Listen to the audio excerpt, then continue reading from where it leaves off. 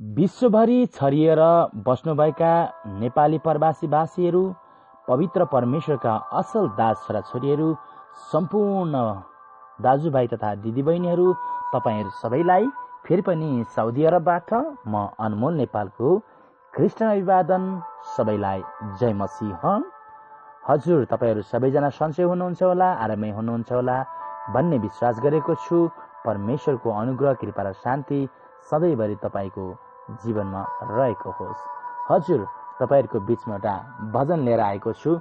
हुन त मेरो स्वर राम्रो छैन, तर पनि प्रभुको महिमाको लागि यो भजन गुनगुनाउँदैछु। मलाई एकदमै मनपर्छ यो भजन, अनि तपाईँले पनि सुनेर आशिषित हुनुहोस् भनेर म भन्न चाहन्छु। किनभने तपाईँले यसको शब्दलाई याद गर्नुहोला, मेरो स्वरलाई होइन। हजुरहरूले यसको शब्दलाई बुझ्नुभयो भने धेरै नै असल हुनेछ र धेरै आशिष पाउनुहुनेछ। आउनुहोस् म भजन सुरु गर्छु। तिमी गरिब छौ त के भयो, ख्रिस्टलाई पाएका छौ भने। तिमी गरिब छौ त के भयो, ख्रिस्टलाई पाएका छौ भने। खेदो र निन्दामा पर्यौ त के भो, स्वर्ग नै अपनाएका छौ भने। खेदो र निन्दामा पर्यौ त के भो, स्वर्ग नै अपनाएका छौ भने। तिमी गरिब छौ त के भयो, जसले ख्रिस्टलाई पाएको छ त्यही नै धनी कहलिएको छ। ज्ञानी बुद्धिमानी धनी र नामी, त्यसैलाई बाइबलले भनेको छ। तिमी कुरूप छौ त के भयो, ख्रिस्टको सौन्दर्यले सजियो भने। गिल्ला र थुकाइमा पर्यौ त के भो, उहाँको बाटोमा हिँड्छौ भने। गिल्ला र थुकाइमा पर्यौ त के भो, उहाँको बाटोमा हिँड्छौ भने।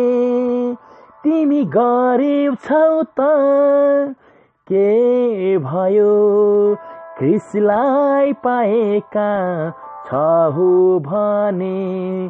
खेदो र निन्दामा पर्यौ त के भो, स्वर्ग नै अपनाएका छौ भने। जसले ख्रिस्टलाई विश्वास गर्छ, स्वर्गको नागरिकता उसले पाउँछ।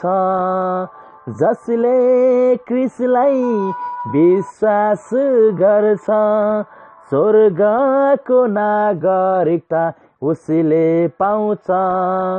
स्वर्गीय महिमा र ईश्वर धनको त्यही नै सधैँ हकवाला बन्छ।